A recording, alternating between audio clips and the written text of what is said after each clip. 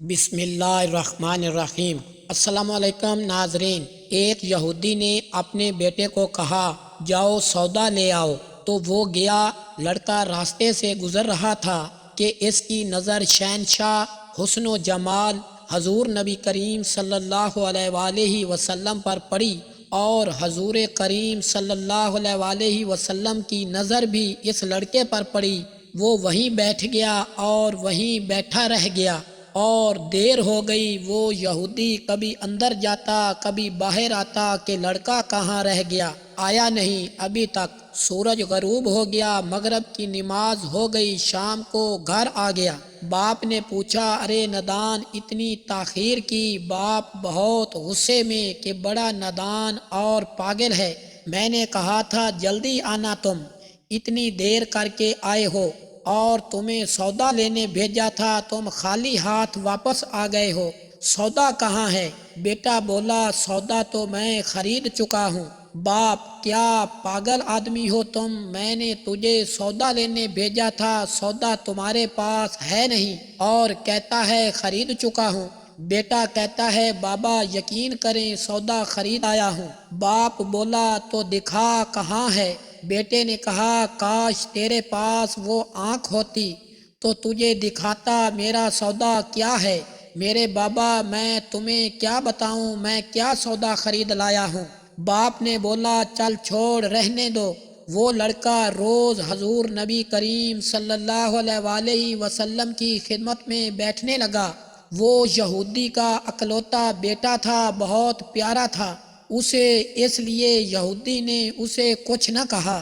کچھ دنوں بعد لڑکا بہت بیمار ہو گیا، کافی دن بیمار رہا، اتنا بیمار ہوا کہ کمزوری اتنی ہو گئی کہ کروٹ لینا مشکل ہو چکی تھی، اور پھر قریب المرگ ہو گیا۔ یہودی بہت پریشان تھا، پھر بھاگا گیا حضور نبی کریم صلی اللہ علیہ وآلہ وسلم کی بارگاہ میں، اور بولا میں آپ کے پاس آیا ہوں، آپ تو جانتے ہی ہیں میں یہودی ہوں، مجھے آپ سے کوئی اتفاق نہیں، مگر میرا لڑکا آپ کو دل دے گیا ہے اور قریب المرگ ہے، آپ کو رات دن یاد کر رہا ہے۔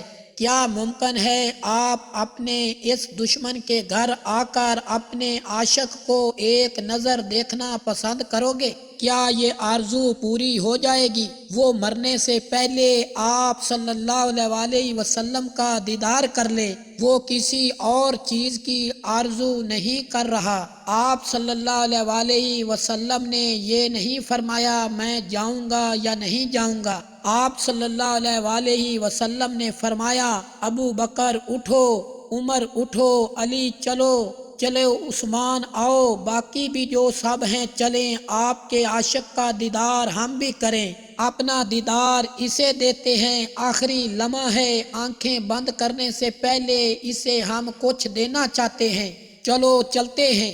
یہودی کے گھر پہنچے تو لڑکے کی آنکھیں بند تھیں۔ حضور نبی کریم صلی اللہ علیہ وآلہ وسلم کا سر سراپائے کرم ہی کرم ہے۔ لڑکے کی پیشانی پر آپ صلی اللہ علیہ وآلہ وسلم نے اپنا دست اقدس رکھا، لڑکے کی آنکھیں کھل گئیں، جیسے زندگی لوٹ آئی ہو، جسم میں طاقت آ گئی، ناتوانی میں جوانی آئی۔ آنکھیں کھولی، رخ مصطفیٰ صلی اللہ علیہ وسلم پر نظر پڑی، ہلکی سی چہرے پر مسکراہٹ آئی، لب کھل گئے، مسکراہٹ پھیل گئی۔ حضور کریم صلی اللہ علیہ وآلہ وسلم نے فرمایا بس اب کلمہ پڑھ لو۔ لڑکا اپنے باپ کا منہ تکنے لگا تو وہ یہودی بولا میرا منہ کیا تکتا ہے؟ ابو القاسم محمد ابن عبداللہ جو کہتے ہیں کر لو۔ لڑکا بولا یا رسول اللہ صلی اللہ علیہ وآلہ وسلم میرے پاس تو کچھ بھی نہیں۔ آپ صلی اللہ علیہ وآلہ وسلم نے فرمایا بس تم کلمہ پڑھو، میں جانوں اور جنت جانے، تم میرے ہو جاؤ، جنت بھی تو میری ہی ہے، جنت میں لے جانا یہ میرا کام ہے۔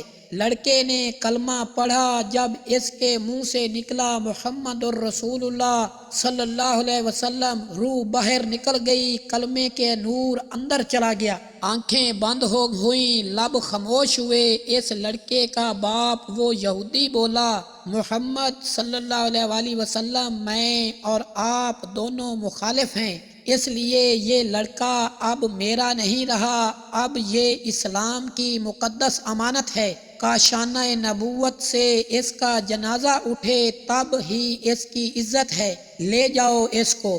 پھر آپ صلی اللہ علیہ وآلہ وسلم نے فرمایا، صدیق اٹھاؤ، عمر اٹھاؤ، عثمان آگے بڑھو، بلال، علی چلو، دو کندھا سب اٹھاؤ اسے۔ حضور نبی کریم صلی اللہ علیہ وآلہ وسلم جب یہودی کے گھر سے نکلے تو یہ فرماتے جا رہے تھے، اس اللہ کا شکر ہے جس نے میرے صدقے سے اس بندے کو بخش دیا، اس اللہ کا شکر ہے جس نے میرے صدقے سے اس بندے کو بخش دیا۔ اللہ اکبر، کیا مقام ہوگا اس عاشق کی میت کا جس کو ابو بکر، عمر، عثمان، علی، بلال حبشی رضی اللہ تعالی عنہما جیسی عظیم شخصیات کندھا دے کر لے جا رہے ہوں، اور آگے آگے تاجدار کائنات، محبوب رب کل جہاں محمد مصطفیٰ صلی اللہ علیہ وآلہ وسلم ہوں۔ قبر تیار ہوئی، کفن پہنایا گیا، حضور کریم صلی اللہ علیہ وآلہ وسلم قبر کے اندر تشریف لے گئے، قبر میں کھڑے ہوئے اور کافی دیر کھڑے رہے، اور پھر اپنے ہاتھوں سے اس عاشق کی میت کو اندر اتارا۔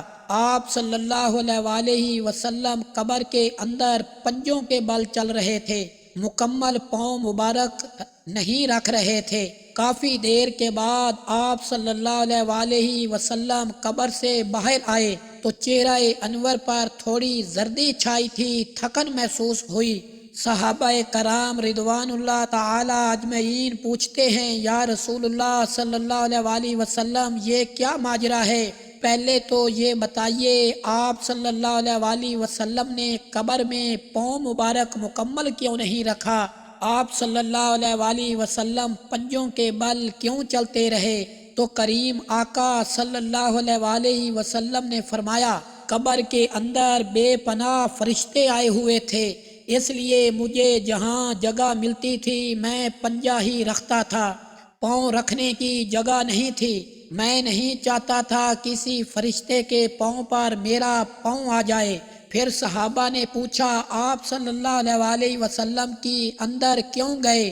ہمیں کہتے ہم چلے جاتے۔ تو سبحان اللہ، خوبصورت جواب دیا کہ میں نے اس لڑکے کو بولا تھا نا تیری قبر کو جنت بناؤں گا، تو اب اسی قبر کو جنت بنانے قبر کے اندر چلا گیا تھا۔ تو پھر حضور نبی کریم صلی اللہ علیہ وآلہ وسلم اتنے تھکے ہوئے کیوں ہیں؟ تھکا اس لیے ہوں کہ فرشتے اور حوریں اس عاشق کے دیدار کے لیے آ رہے تھے اور میرے وجود سے لگ لگ کر گزر رہے تھے، ان کی وجہ سے تھک گیا ہوں۔ ناظرین، ہماری یہ اگر خوبصورت کہانی واقعہ اچھا لگا تو ہمارے چینل کو سبسکرائب اور لائک ضرور کر دیجئے۔ بہت شکریہ۔